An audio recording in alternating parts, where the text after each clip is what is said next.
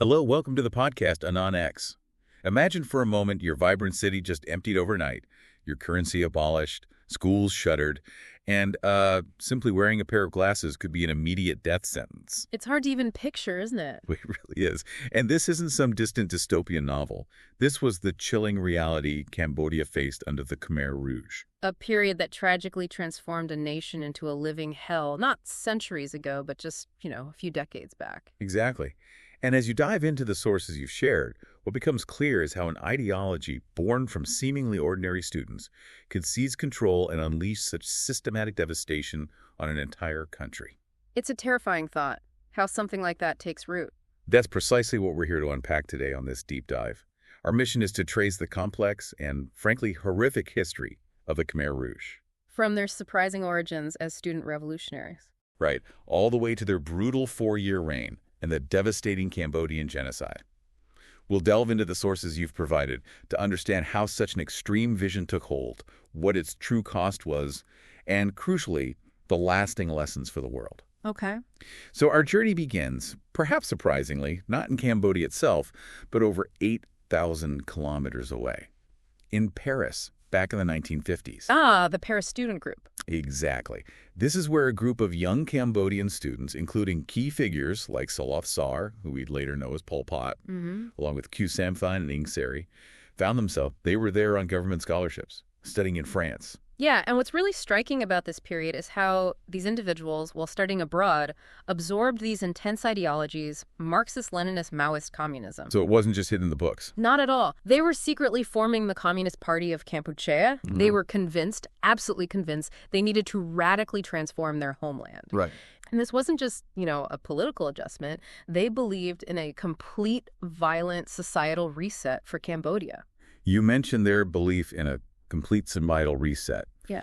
What were the most radical elements of that vision? I mean, how did they actually plan to achieve something so extreme? Well, their new society vision was incredibly extreme. Khieu Samphan, one of the main ideologues, basically argued that Cambodia was too comfortable, too lazy, he thought, because of Western influence. Lazy, seriously. That was the thinking.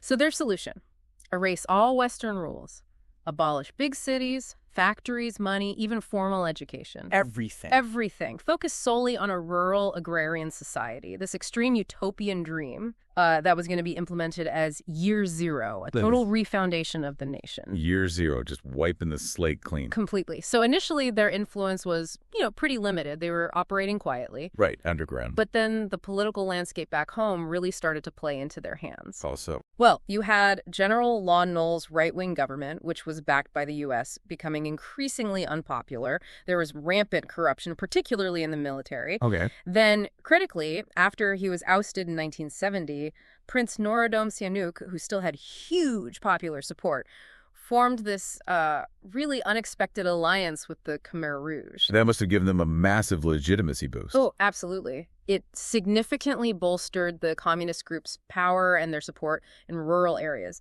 It turned them from, a small insurgency into a really formidable force. It sounds like a perfect storm of desperation fueling this already brutal movement.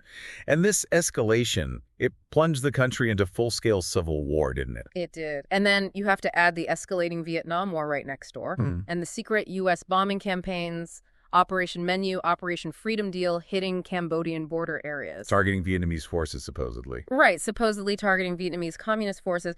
But the reality was they inadvertently angered and displaced countless Cambodian civilians. Which just pushed them toward the Khmer Rouge. Exactly. It drove many right into the arms of the Khmer Rouge, who were promising them rice and, relief from their burdens. That's a tragic irony, isn't it? U.S. actions meant to counter communism actually fueling its growth there. A deeply tragic irony. So with all these internal dynamics and external pressures converging, how did the Khmer Rouge actually manage to capitalize and seize power?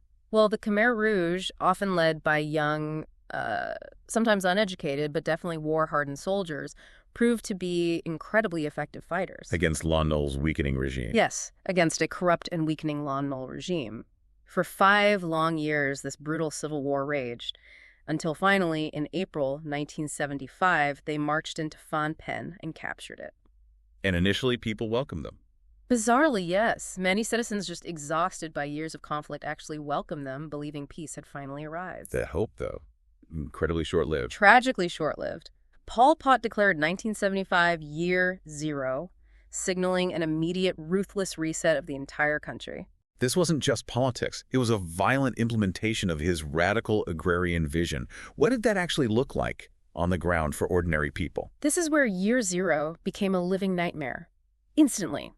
The first order of business. The immediate forced evacuation of Phnom Penh and other major cities. Forced evacuation Yeah. of millions. 2.5 million people, including the sick, the elderly, pregnant women, tiny infants, ordered to walk out to rural areas, no preparation, no possessions allowed. Good Lord. Many died on those long, arduous journeys. Their bodies were just left by the roadside. This wasn't just relocation. It was deliberate psychological warfare from day one, stripping people of everything. Identity, possessions, any sense of self. You're not gone.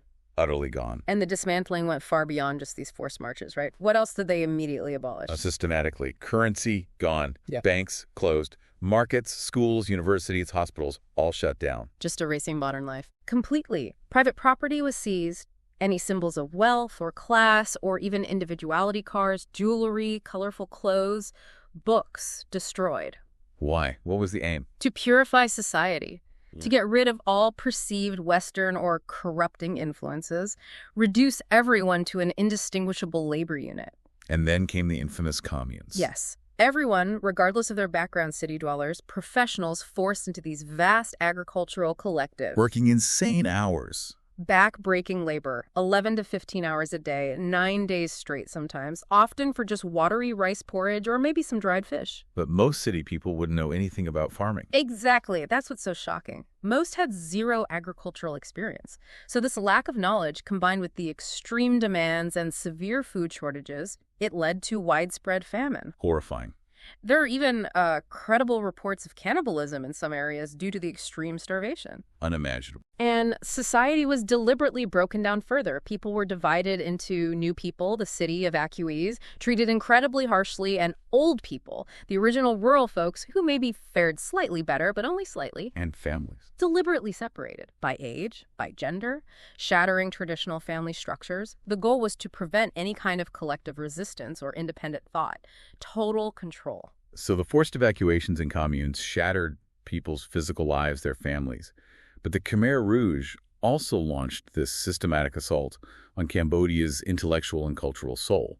Tell us about the intellectual genocide. Yeah, this was a deliberate, cold-blooded policy. Eliminate anyone perceived as a threat to their pure communist vision, especially anyone linked to the old Lon Nol government or any foreign entities. So who specifically were they targeting? Intellectuals, professionals, doctors, teachers, engineers, writers, artists, civil servants, all marked for death. Just for being educated. It's chilling. People were executed for simply appearing educated, like wearing glasses, or speaking a foreign language, even having soft hands that suggested they didn't do manual labor. Wearing glasses? Yes. The goal was to eradicate any potential opposition, any alternative way of thinking. It led to the near-total destruction of Cambodian civilization, its cultural heritage. Wiped out. And it wasn't just intellectuals, was it? It extended further. Much further. Religious practices were banned completely. Monks forced to disrobe or killed. Temples were destroyed or just turned into warehouses. So Buddhism, Christianity, Islam. All targeted. Christians, Muslims, other religious groups, and ethnic minorities too, Vietnamese, Chinese, the Cham Muslims specifically targeted, often leading to mass killings, ethnic cleansing. How did they maintain control amidst all this brutality? A key element was this concept of Angka. It means the organization or the people's will. Absolute loyalty was demanded, no questions asked. Creating this atmosphere of fear. Pervasive paranoia and distrust. Children, even young kids, were indoctrinated to spy on their own parents, to report them for any perceived disloyalty, any minor deviation. It dissolved the very fabric of society from within. This systematic terror, it culminated in some truly horrific places. Let's talk about Tuol Sleng Prison, S21. S21. A former high school in Phnom Penh, chillingly transformed into the regime's most infamous prison and torture center, run by a man named King Geik Eve, known as Dutch. The scale of horror there, it's hard to comprehend. Almost impossible. Estimates are between 12,000 and 17,000 people were imprisoned there. subjected to unimaginable torture. Why? To get what? To extract false confessions, often implicating others in totally fabricated conspiracies plots with the CIA or the KGB, things like that. And survival rates? Devastatingly low. Only about 7 to 10 known survivors from S-21. The overwhelming majority were executed. And those executions often happened at places that became known as the killing fields. Yes, mass grave sites scattered all across the country. Estimates are over 19,000 locations. 19,000. This is where most S-21 prisoners and countless others met their end. They were executed, often with crude tools, hose, sharpened bamboo poles, to save bullets, God. And then just buried in these mass graves.